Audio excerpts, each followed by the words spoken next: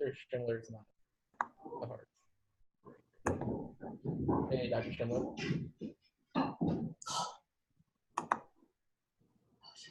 Hey, would you bring my No. There's 2 books under the shelf in the living room where next to the big couch. Would you bring those to me? I don't think I need the folder. I just need the book.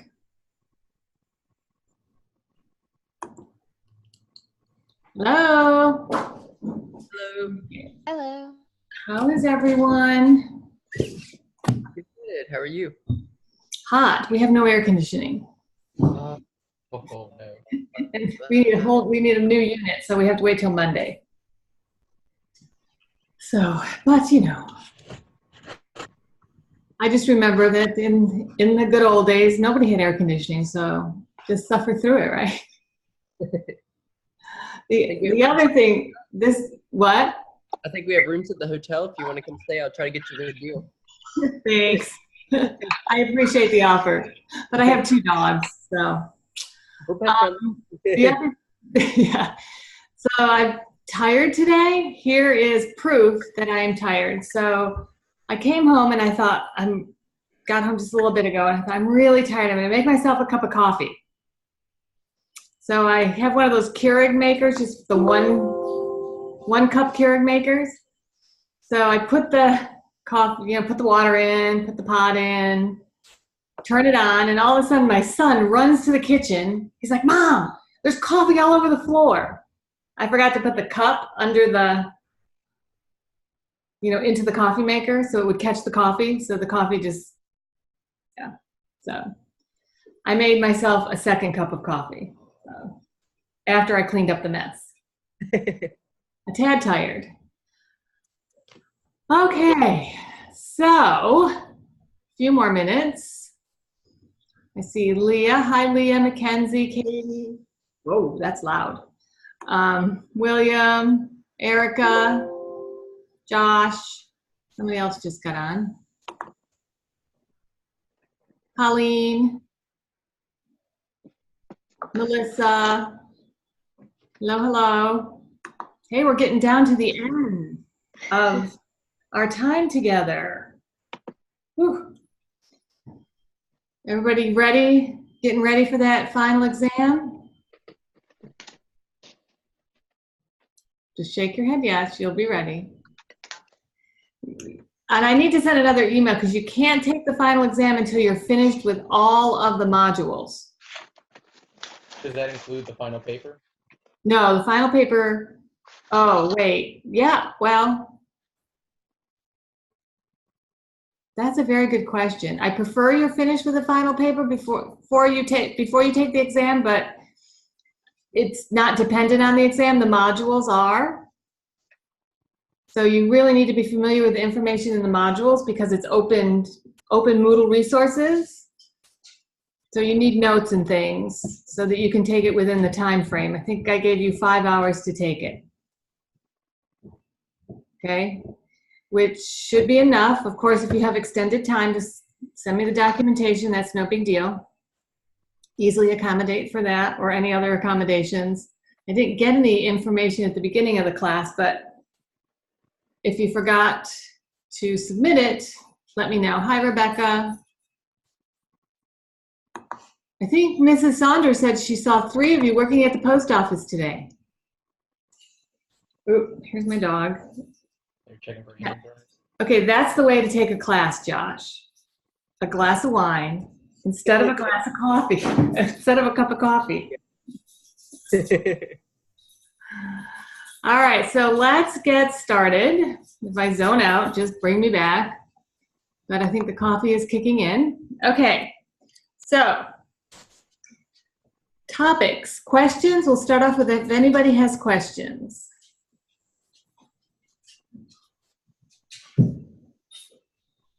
No?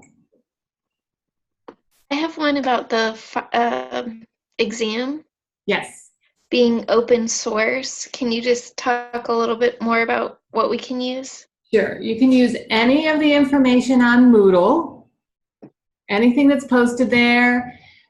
If even the discussion groups, So you can look at other people's information on the discussion groups, that kind of thing. What you cannot do is type the question into Google and go searching for the answer. Okay? But anything that's posted on Moodle is open access. The videos, anything that's up there is fair game. Okay? Yep.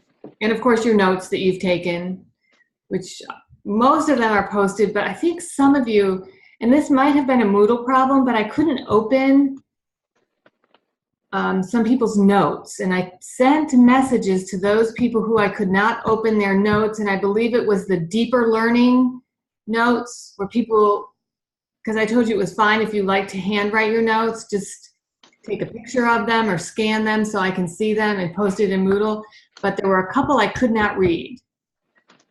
I'm trying to think who that was, but I sent I put a message on Moodle, but you should have gotten an email. Every time I post a message to you, are you getting those emails? Because I set it up so you would get an email when I was sending feedback. Hold on one second. Izzy. My dog Izzy's getting into something over there. So take a look at that to make sure that I could see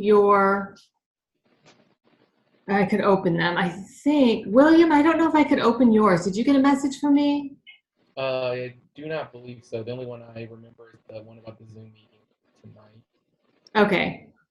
but I can double check. Yeah, double check. I think it was the deeper learning, and it might have been the ESL. I can't remember, but I anyway. know for two of them I posted an image instead of a document, so I'll check those. Yeah, just check those to make sure. But good question. Any other questions about the exam? Yeah, I actually have a quick question. I didn't know if it was going to be, like, is it fine if we use multiple devices, or is it like one of those that's like proctored through your computer, like that you're monitored, or can we use two devices? Like, is that okay? Okay. Yeah, I'm not sitting there watching you take the exam. Okay. I just was making sure that was okay. Well, no, we don't have that. I know what you're talking about. There are some online classes where you have to sit right in front of one and there's a camera on you and it's recorded. Yeah. We do not use that system. Okay. I just wondered. I didn't want to have two devices out and it'd be like a thing. No. We adhere to our honor code, and we assume that you're going to follow the honor code guidelines. So Okay. I trust your grad students, right? Yeah. By this point, you're trustworthy, right? Okay. Thanks. Izzy, hold on one second. Izzy, come here. I don't know what she's getting into. Get out of there. I haven't been home all day, so she's seeking attention. Oh, is she okay? Yeah. You want to take her? Izzy, come. Close that door for me. Come Thanks. Leah took her. Okay, let's see. A couple of things that I wanted to talk about were, make sure everybody's familiar with the difference between accommodations and modifications. Everybody clear on that?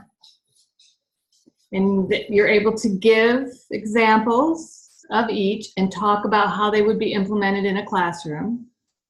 Okay. Now, the exam is not regurgitation. There are 3 case studies on the exam. You choose one. Okay. So, and they're kind of lengthy, like a page-long case study. Of course, the case studies are not going to give you all the information you need. Some of it you need to infer, right? But, and there's questions at the end of each case study that you need to respond to, okay? So make sure that you read through each case study because they're different and they ask different questions. So of course you want to pick one that you feel is an area of strength for you to respond to. If you complete 2 case studies, I take the first one. So only complete one. So you get to pick. Okay. The others, everything else is short answer essay, short essay, really. Okay. There's no multiple choice. I don't like multiple choice. There's no fill in the blank. There's no true false.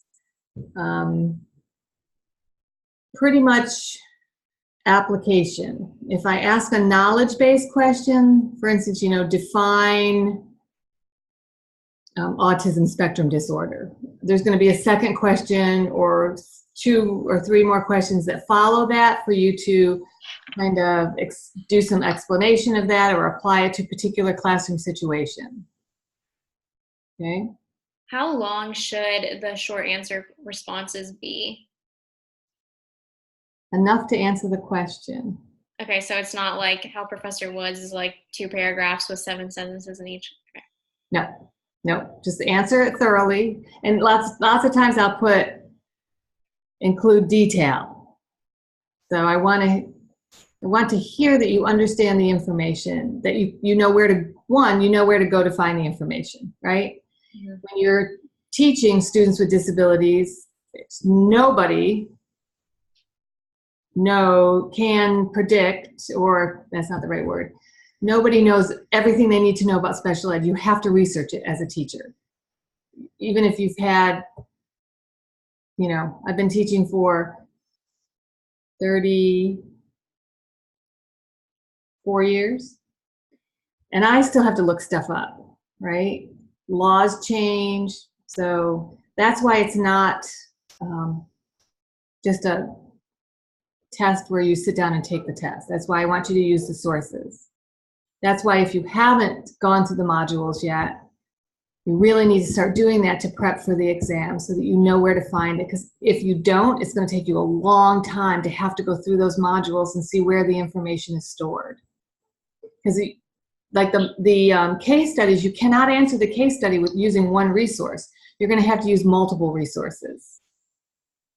Okay, so just kind of, I've had students before that'll just kind of take a page, notes, and they'll say module 1. These are the key things in module 1. And do that before they sit down to take the exam so they know exactly what module to go to find particular topics or information so it's easy to find, which might be a good strategy. Okay. So I want to talk a little bit tonight about inclusive classrooms, right? I think we've talked a little bit. I know you've done some reading on inclusive classrooms and when it's appropriate, right? When it's not. Sean's story is one example of that. So if we think about an inclusive classroom and we think about teaching strategies that are appropriate in an inclusive classroom, differentiation often comes up. So can someone define differentiated instruction for us?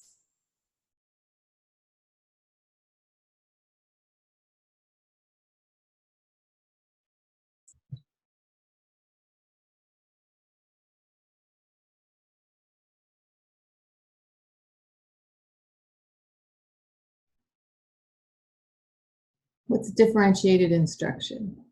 Well, we know the number one thing is choice, and Yep. it's a change in process, product, environment, and I'm drawing a blank.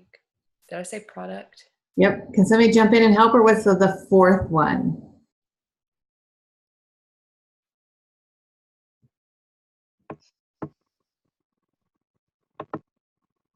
The one that most teachers use. Content, Which is related to, ability. yes, so Ability. content and ability go together, right? So flexible grouping, right? So if we're thinking about an inclusive classroom and we're using differentiated instruction, why would that work well in a general education classroom where students are included? So students with special needs are included in that general education classroom and the teacher is using differentiated instruction.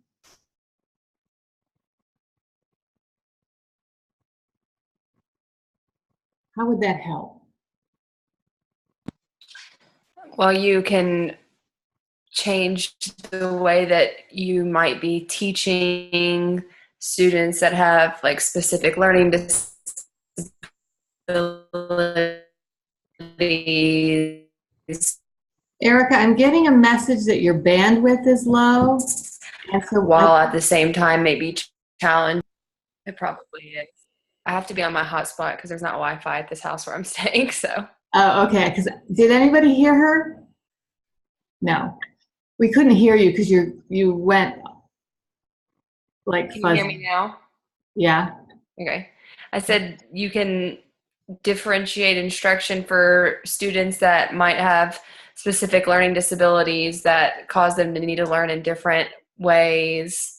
And you can also have maybe more like challenging stations in order to like push students while also like letting, like you're like kind of evening the playing field in your classroom. So Okay. everyone can be in there at the same time. Okay, so let's take the stations idea. So stations are, can somebody explain what stations are for those of us who might not know? For those students who might be new to this and might not be very familiar with what did Professor Woods go over stations? The same as that was in that video where they basically broke the students up and put the ones with similar difficulties together so they could kind of pinpoint the different areas. No, that's grouping. Grouping. Oh, that's grouping. Okay. Right. If a teacher creates stations, so that's ability grouping, Josh, what you're talking about. And the key to ability grouping is what? What do we need to make sure? So let's backtrack a little bit. Josh brought up grouping. If we group students, we want to make sure They're still getting the same content. it could be the same content, but we want to make sure that we don't fall into the trap of tracking, right? Because that's what usually happens. Once students are put into groups based on ability, especially in elementary school, research has shown us that they never get out of that group. So if you were put in a low reading group in kindergarten, there's a statistically significant chance you will always be viewed as a low reader, right? Which we know developmentally that by third grade, most children even out on their reading skills if we allow them to follow a developmentally appropriate path, right? Okay, so if we're using ability grouping, we want to make sure that it's flexible, which means we are changing those groups based on pre-assessment consistently, right? Because we know that some skills are easier than others, and especially I think we talked about this in mathematics, right? That every time you start a new unit in mathematics, you should give a pretest and you should develop your groups based on the pretest, okay? So that's what grouping is. So let's go to stations. So stations, when a teacher, they're often called learning stations or centers. There's a lot of different vocabulary words for them. And the teacher creates learning stations around the classroom. So let's say we're doing language learning stations, right? And if we're using differentiated instruction, the students get to choose which station they go to. You'll see a lot of different models. One model you do not want to follow is the model where a timer is set and after 15 minutes the timer goes off and everybody moves. Why would we not want to do that if we're creating stations in the classroom? I would think that it would be anxiety inducing. You feel like the students feel like they have to get it done quickly, and maybe there could be students that have processing difficulties that are just going to need extra time, and they knowing that they have to get it done in a certain amount of time is going to create anxiety, and you can't learn or perform when you have anxiety. Exactly. Good example. What's another reason we don't want to set a timer? Well, with transition times, that cuts even the group time even further down, having the students rotate if it's a set time. William, it's hard to hear you too. Do you have a low bandwidth? Let me I get on know. my phone instead of my computer. We'll try that. Okay, but you were talking about something about transitions? Using a timer doesn't account for transition time between groups, so it cuts into that time. Okay, that could be a challenge. But also, what about your students who get to the station, they complete the task in 3 minutes? If they have to wait till the 15-minute timer goes off, what's going to happen? They'll act out. They'll act out. They'll get in trouble. They're bored, right? If they're allowed to switch stations, then they can go to the next station. Now, there also has to be accountability, and I'm not going to go in depth about stations, but I want you to have a kind of a understanding that differentiation stations can be used as an example of differentiation. Students get to choose. They work at their own pace. And at what most teachers will do, say that I have a station. Let's see, somebody did this at Big Island the other day. I'm trying to think of who it was. They had 3 different levels all going at the same time. And I don't know if it was in your class, Mackenzie, or if it was in Erica's class. Is it our reading groups that we do?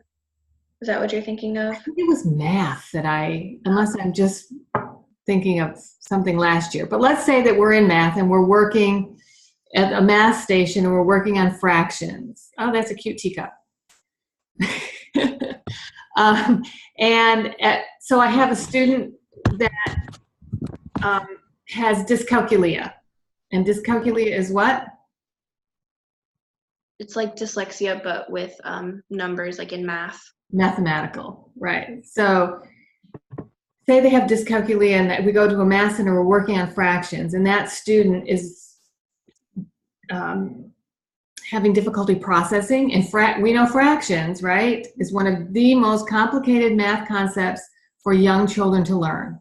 It's really hard for them to learn. So Erica, Leah, and who else was in that class? Alyssa. Alyssa. So they did your fraction activity that you did with the noodles. That could have easily been used at a station. Let's say what they did is they cut noodles into different lengths, and they were units, right? So that the longest one, and then they had one that was half the size of the longest one that was a quarter of the size of the longest one. And let's say that you had those at a station. You could differentiate, so a child could go to that station no matter what their level was. So you as a teacher aren't telling them to go there. They're going there, and then you would have 3 different levels of work that would be completed at that station. One might be find 1/2 of the largest noodle, right? The next one could be, I don't know, a little more complicated, right? And the last one, you could be adding the fractions together, right? And recording it. So one could be at the concrete level, one could be at the concrete pictorial level, and one could be at the concrete abstract level.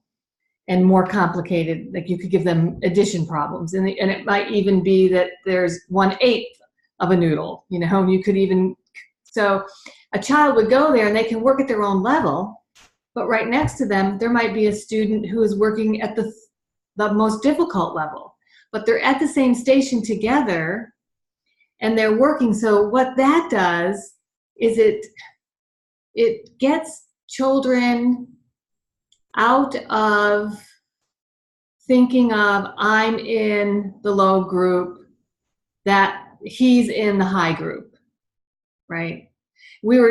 I was talking about this last night with my kids, and we got on this discussion about this grouping. And my son Jack was talking about how he was put in what he knew, like everybody knew was like the middle group, right? And the gifted kids were all in the high group. And how that perception in 1st or 2nd grade permeates through the whole class, right? So people begin to think of, here are the kids who are smart. Here are the kids who are not so smart, and they didn't use the term not so smart, right? And this differentiation kind of cuts that out. But interestingly enough, as we were talking through this conversation, because some of you have heard me talk, I'm not a big believer of gifted education in elementary school. If you take anything away from having me as a teacher, if you ever have children, don't put them in gifted ed in elementary school. It's really detrimental to development. Parents love it because I think they like to brag about it. My kids were never in gifted ed in elementary or middle school. So last night, they started looking up children, like Jack was bullied by this one child quite a bit in elementary school, and this little boy was in gifted education. Jack was not, because I didn't let them be in gifted ed. And so they started looking up on Facebook what these children who were in the gifted ed programs in elementary school were doing now. Really interesting. Not one of them, no, one out of Jack's whole elementary class was in college. Either, not even, no, he was in a 4-year college. No one else even went to a 2-year college or a trade school. That's not good statistics. And that does pan out across the years, right? We do things to kids and, you know, because, and I'm trying to think, I guess you're not going to have me. So I don't know if you're going to have this video or not, but some of you have seen the video Mindset, right? The Mindset video. Grit and Mindset. Does that ring a bell? And the researcher is, who's the researcher? Help me out here. Angela Duckworth. So if you haven't listened to her talk, go and listen to it, because it's really connected to the differentiated instruction and making children have a productive mindset in school. And we don't do a very good job with students with learning differences. And so these differentiated instructional practices are good to use in the classroom because it gets people away from thinking from a deficit model. We've talked about that before, right? That teachers often take a deficit model when they find out that they have a student with an IEP in their classroom. Drives me crazy, right? Because when you start with that deficit model, those children have to battle all the way through school, right? And prove to people that, you know, especially students with dyslexia, dyscalculia, and on the autism spectrum if it's high functioning, right? So I want you to kind of think about instructional practices in the classroom that do not separate students with learning disabilities from students that are typically developing, right? And how do you, so if you think about Sean's story, what did they do with him? When the other children started to surpass his intellectual capability, what did they do? Put him off to the side with the teacher's aide. That's right. They put him off to the side with the teacher's aide. I want you to think of other instructional practices that would not put him off to the side, right? That he's included as part of the class and not set apart from the class. Can anybody think of other strategies that either you've read about or many of you have been in schools that you've seen work really well?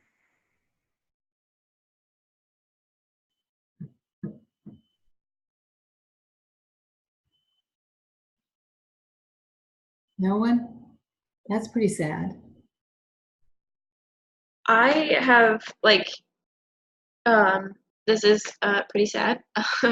In a lot of the practicums I've been in, I've seen a lot of things that didn't work well or weren't working well, but and some things that were very upsetting to see at sometimes. So, but I can't remember a time where I saw something that I thought was, oh, that's a really good idea. I can't remember one of those times. Right, because it's usually pulling them out. The special education teacher will come into the classroom, pull the students with IEPs to the back of the classroom and work with them, right? That's not really how inclusive classrooms are supposed to be set up. Inclusive classrooms are supposed to be inclusive so that you're included with the other children. So are teachers, like, are they asking for the aides to, okay, so I kind of have the same experience as Leah. All the classes I've been in, it's exactly like you said, right? The aide comes in, they pull the students with IEPs to the back and work on, or they just take them out of the room completely.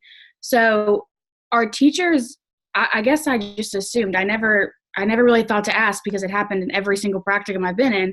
Do teachers ask for that, or is that something that, I mean, do you know what I'm saying? So rather than pull children out of the classroom, they're pushing in, and it's supposed to be a co-teaching model where they push in and the two teachers work together. What typically happens is the general education teacher does not want to give up autonomy in the classroom. So either the special education teacher is used as a glorified assistant, right? You see that a lot. Somebody with a master's degree in special education is acting as a paraprofessional and being treated as a paraprofessional in the classroom, right? You will often see where they pull them and they sit in the back of the classroom, they work with the students, and then they leave. It's not supposed to be that way. I've seen 2 classrooms. One was one of our students last year was teaching math in Campbell County in the middle school classroom. They had, I think, 5 students with learning differences in the classroom. So the special education teacher pushed into her classroom and they co-taught. So when I went to observe in that classroom, you did not know who the child was, the 5 children who had IEPs. You couldn't tell them apart from anybody else. The 2 teachers worked together. They went around the classroom. They knew the students that had learning differences or learning disabilities. They knew how to work with those children, and they both did it, but they both also would take on the role of, they would switch back and forth. One teacher would come up, do a mini lecture, then they would do guided practice. Then the other teacher would come up, do a lesson. So it was kind of back and forth. Somewhat, Erica, I actually did have a good experience with coaching in my student teaching too. But that's the thing is, you don't, like, when you asked for an example, it doesn't stick out to you because it looks like it's just a classroom full of students as normal, and you would not even know. I mean, I knew because, but if you walked in, like you said, you wouldn't know. It just looked like a normal classroom setting. There's just 2 teachers. Correct. And that is the true purpose of inclusive instruction. When you walk in that classroom, you should not be able to distinguish who are the children with disabilities and who are the children who are typically developing. That's how it's supposed to work. So there's 2 examples. And I've been in the Lynchburg area for 28 years. 2 examples. And it really takes a confident general education teacher to be comfortable with that. And I don't think that most principals really know how to facilitate and to match teachers together. You have to have a good working relationship with your co-teacher. And if somebody is really, they feel that it's their classroom, it often doesn't work well. But that's how it's supposed to work. And I think as more teacher prep programs start working with students on kind of a paradigm shift of, this isn't really your classroom, this is the student's classroom, right? You're there to help facilitate their learning. The classroom belongs to them. It changes the way you as a teacher thinks. And then that way, if there's 2 teachers in the classroom, it's student focused, not teacher focused. So if the focus isn't on you and the focus is on the student, then there's no power struggle, right? In fact, you're giving more power to the students, especially through differentiated instruction, right? And there's an example, I think Rick Lavoie uses it in his video. If it's not in this video, it's in another video, but giving students power. If you give power to students, it doesn't mean you're taking power away from yourself. So if you think of it like a lit candle, right? So if I have a candle and the candle is lit, right? And think of the flame as power. And here's the other candle, and it's not lit. But I'm going to give some of my power to that student. I'm going to light their candle, but I still have a flame. Now they just have a flame. So we both have power, right? So I didn't lose any of my power by giving students power over their learning. And that's a kind of a good metaphor to think of it that way. But a lot of teachers do not like to relinquish any power in their classrooms. And that makes for a difficult co-teaching, and it also makes for difficult differentiation, because giving students choice, right, is sometimes difficult. So Rebecca, today when you were all doing the water filters and you allowed the students to create their own combinations, right? Is Rebecca still on? Oh yeah, there you are.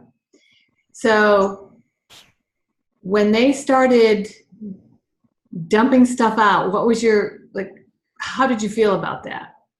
Oh, well, I told them to dump it out. When they were like, it wasn't as clean, I said, Okay. you can dump it out and start over. And they were like, we can dump it out. I said, sure. So. Because they're not used to that. But then you allow them to experiment. There are many teachers who would have, in that activity, would have said, okay, everybody, get your container. Now pour in a half a cup of this. Wait for everybody to get, now pour in this, right? And just do it step by step so that it would work, right? But allowing students, so you were differentiating in that instance and allowing the students to make their own decisions about how they wanted to test and create their own water filtration, right? Mm-hmm. And not a lot of teachers are comfortable doing that. They want it to look just so.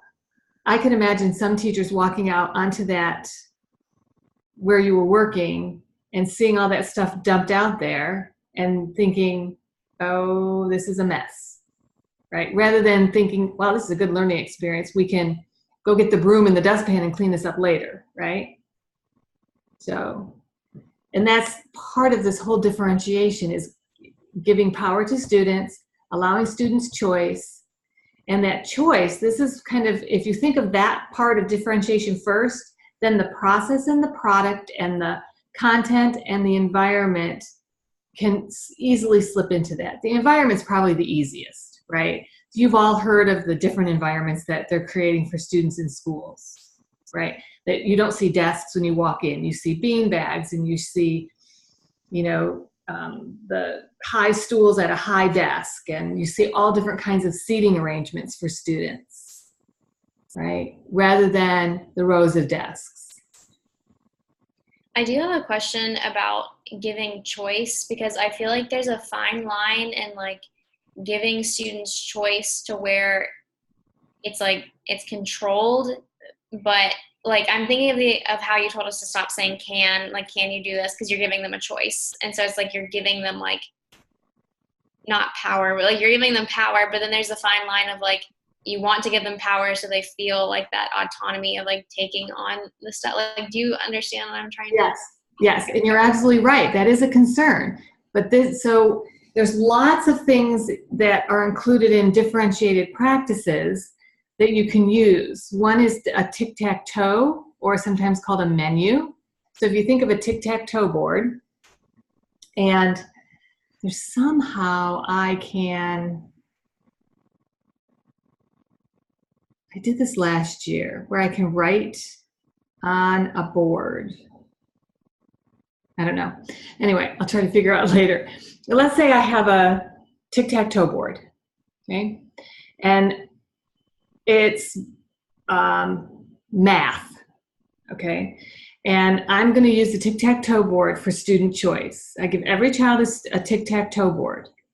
And in each of the squares, I have assignments. So I might have adding fractions game, right? The next one might be, I don't know, another math activity. And so you've got 9 math activities on this board. And they're not all going to be different, but you have to arrange it so that the child has to pick a line, either horizontal, vertical, or diagonal. So they have to pick 3 activities.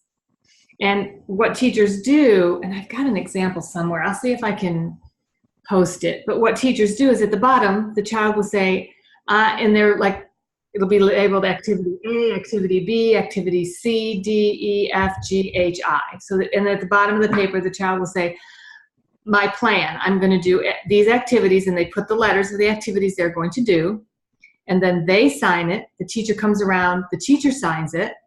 Once everybody has their plan in place, then they have their work time. So children are, and now this takes a lot of organization. So this one teacher that I observed a few years ago, she had baskets, and in the basket she had little baggies, and it was basket A. If you're doing activity A, you go to basket A, you grab a baggie, you go back to your desk.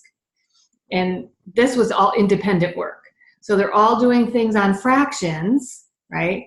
But they're choosing, but see, you've also made some choices for them, right?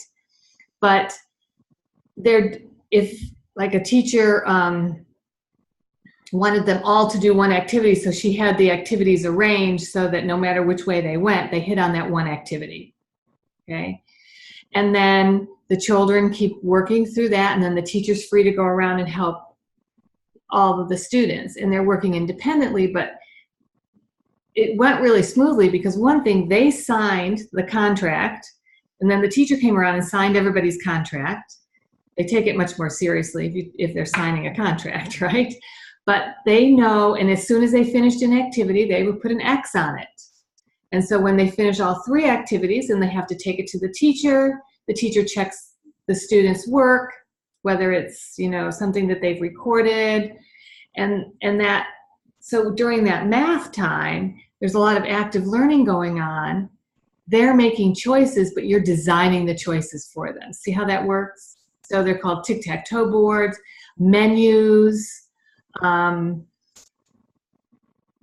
When you control for stations, like for instance, I think it was William in your group today, or maybe it was yesterday, you had 3 different stations. I think William, I don't know if we lost William or not. Can you hear me audio-wise? Oh, yes. Yeah, I can hear you much better now. Okay, good. My video was so laggy, I just cut the video off when I'm hearing audio. Yeah, I can hear you well. So I think it was in your classroom. You had stations set up, and you said to the students, choose a station you would like to work in. Now, of course, you only have 5 students?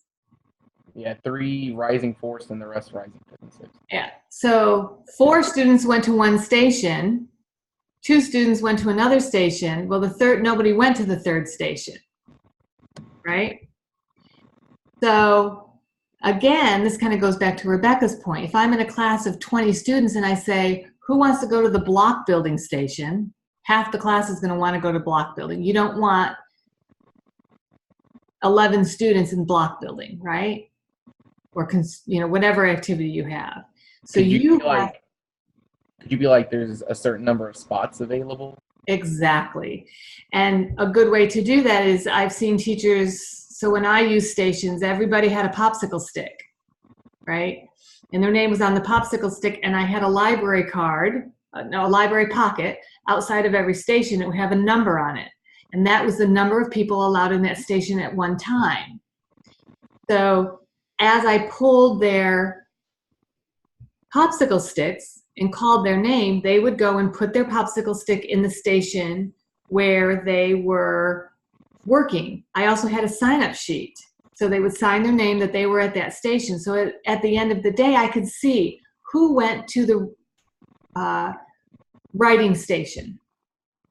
And if I knew, let's say that block building was always the favorite station, that there were certain children who didn't go to the block building station, here's where you're kind of manipulating things a little bit. You would call children who didn't go to block building the next day, and they would get to choose that first, right? And then we also had rules set up that this week, you have to visit the writing station at least once, right? And so you as a teacher, so that's why they had to sign in, because then I could tell who went to the writing station. Of course, then they have a writing assignment that they were doing, and I could also have that available. But what that does, again, there's choice, right? At the different stations, there were always 3 different levels that they could work on, and I didn't tell them what level they had to work on. They could decide. If a child went and took the most difficult level and I knew it was too difficult, I didn't tell them it was too difficult. They figured it out themselves, right? And they would stop and they'd go down. Oh, I'm going to try this one first, right? I didn't have to tell them that. They figured it out themselves. They didn't feel bad about it. No, an adult didn't have to come and say, that's too difficult for you, don't do that one, do this easier one, right? They figured it out for themselves. Children are really good at monitoring. It's really about how well organized the teacher is, how well you set up your classroom expectations, and how well you've practiced. How do you behave when we do station work, right? Most teachers will say, well, I tried station, it was chaos. And I'll say, I do a lot of workshops on it. I'll say, well, how long did you spend teaching the children how to go from station to station, how to talk to each other in stations, how to work together, how to compromise at a station? Well, no, I just set up the stations and they picked. Well, that's why it was chaos. I would spend a month teaching the children. We would role play. We would go from station to station. We would sit together as a class. We would talk about how we use their materials, right? I would say, these are your Unifix cubes. If they get thrown all over, then, they're going to get ruined. You're not going to have your materials to work with anymore, right? Also, in these cases where you're giving students choice, you have to implement what are called natural consequences. So if we were working with materials, and let's say we were making lemonade, right? So one group made lemonade today, right? Erica, yours, so Erica and Nicole, no, not Nicole, Alyssa and Leah, right? You made lemonade. So let's say that they're making their own lemonade, and one child decides he's going to take his spoon and flick lemonade at another child, right? What's the natural consequence for that behavior?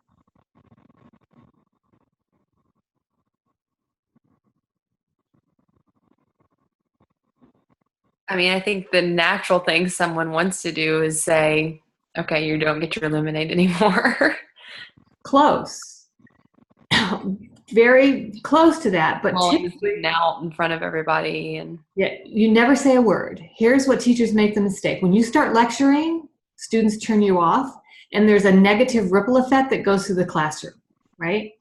So, and I would talk to my students, and I've taught kindergarten, 5th grade, 7th grade, 8th grade, 9 through 12. So I've taught all levels, right, basically. I would tell the students that if you're not using the materials appropriately, I'm going to walk over and take the materials and set them aside. My dog's back in here, when you're ready, when you think you're ready to use the materials appropriately, then you can approach me, tell me that you're ready, explain why you're ready, explain how you're going to use the materials, and then you may have the materials back. So you don't, when you take materials away from a child and you say, you've lost your chance, now what's going to happen? They're just They're going to want to just- act up in other ways.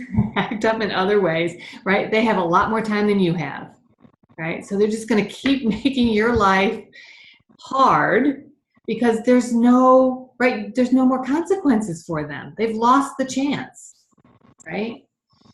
But what you want to teach them is, okay, you want to teach them self-control. You want to teach them, remember, we have rules in this classroom and you must follow them. Now, I always had rules that if you hurt somebody else, then that changes everything, right? Because now it's not safe. And that's the time when we have to bring in somebody else.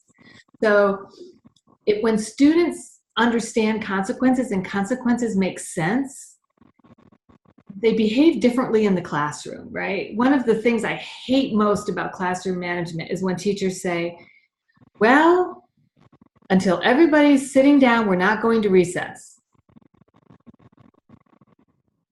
Who hates that strategy? Every other kid that's not acting up. Every other kid that's not acting up, right? I remember that as a child. I was one of those compliant children. I would be sitting in my seat waiting to go to recess and get so frustrated because Johnny over here could care, he's jumping up and down in his chair and we're never going to get recess. And why am I being punished because Johnny's acting out, right? So we have a lot of antiquated strategies that we use for children that are left over from industrialization and working in factories that we still employ in school settings. And it really makes it hard for students with learning differences to function in those environments when we set these things up.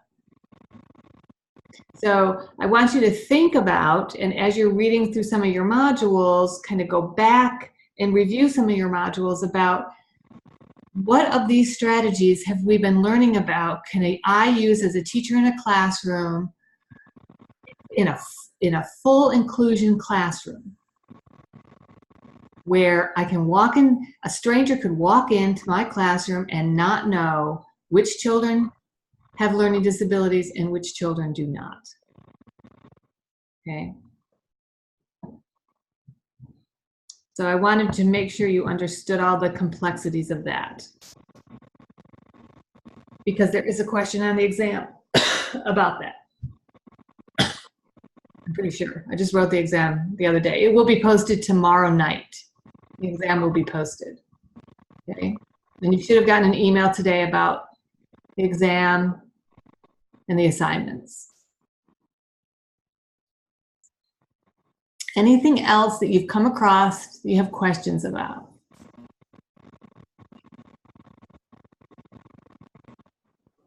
No? I think, let me look at my calendar, that, let's see, Tuesday the 2nd is the first exam day. So probably Monday the 1st, I won't have Moodle meeting on the 2nd. I'll have a Moodle meeting on Monday the 1st to answer any questions, unless you decide to take the exam early. Once you open the exam, though, you may not share anything that's on that exam with anybody else. Okay? You may take it early, but you may not share anything with anybody else. Okay. But I'll have a review session Monday at, does 8 o'clock work well for everybody?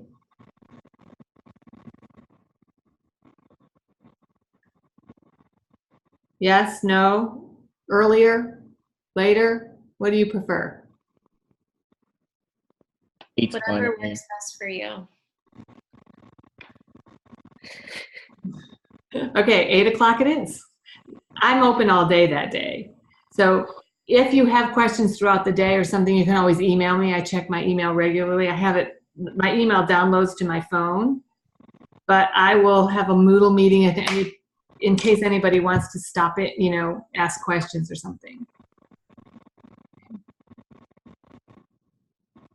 Everybody clear on the assignments and the grad students? Well, you're all grad students on here.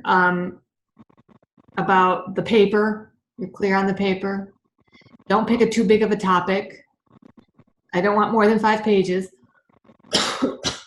Right? Double spaced. I do have a question about the type of topic we can pick. Like, do you want us to just pick an exceptionality and just discuss it based on the questions that were on there? Or I know like when we took the undergraduate version of the class, we picked like a problem with everything. Like we discussed like an actual problem and we did research behind it. So like I looked at technology and how it affects ADHD and did a paper like that. It's your choice. Okay. It's your choice. So I didn't teach that class. I think you were in Katie's class. But yeah, it's really up to you. I want you to pick something you're interested in and want to know more about, right? So it's an opportunity for you to kind of delve into something that you're more interested in to learn a little bit more about. So it can, what you don't want to do is say, okay, I'm gonna write a paper on autism spectrum disorders, right? That's, you know, a 10-volume book series.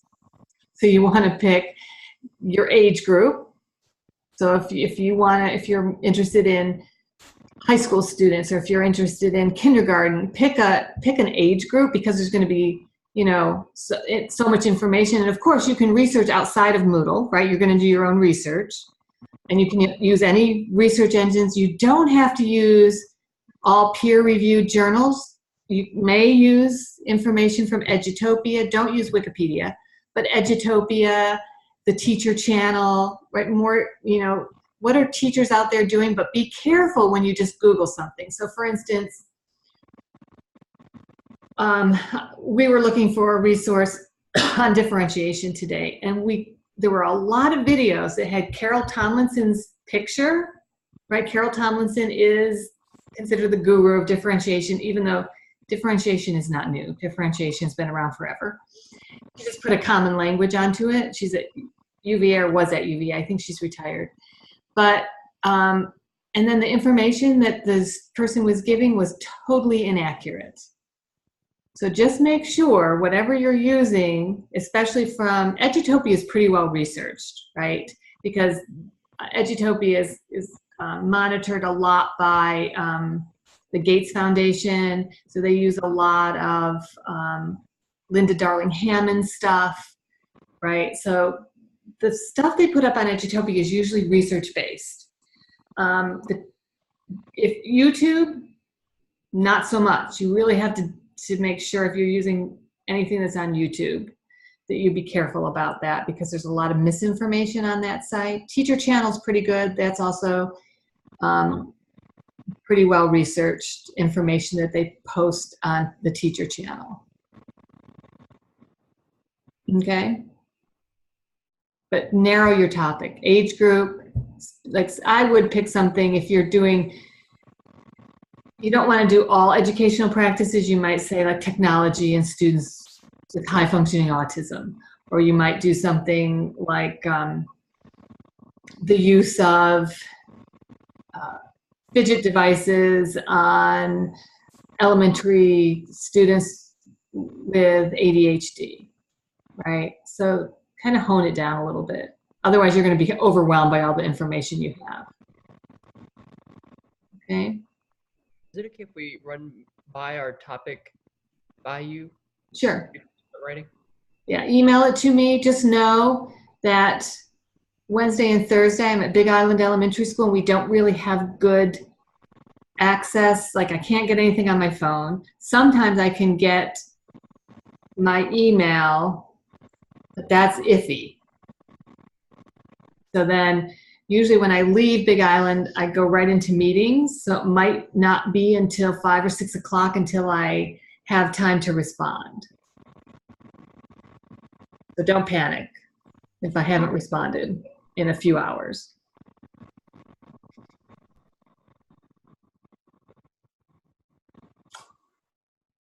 Anything else? Hello, Jessica.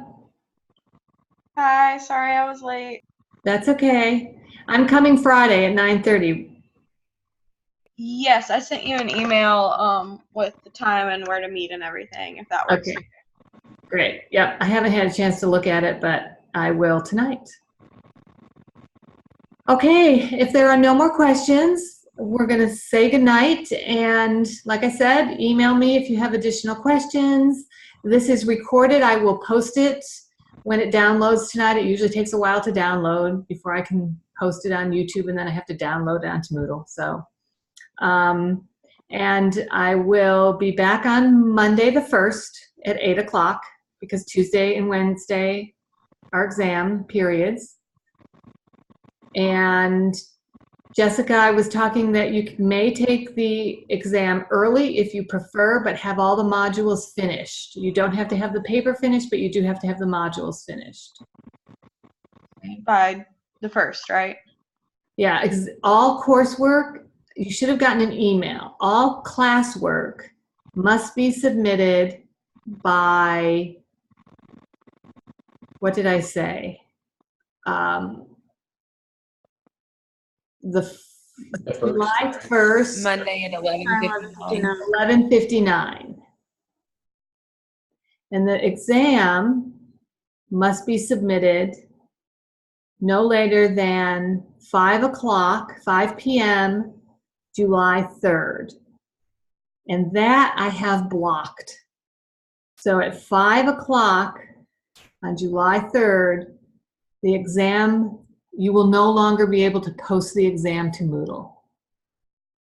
Okay, because I have to follow the college's guidelines on when things are submitted. So we have a very strict policy that coursework must be completed prior to the exam period.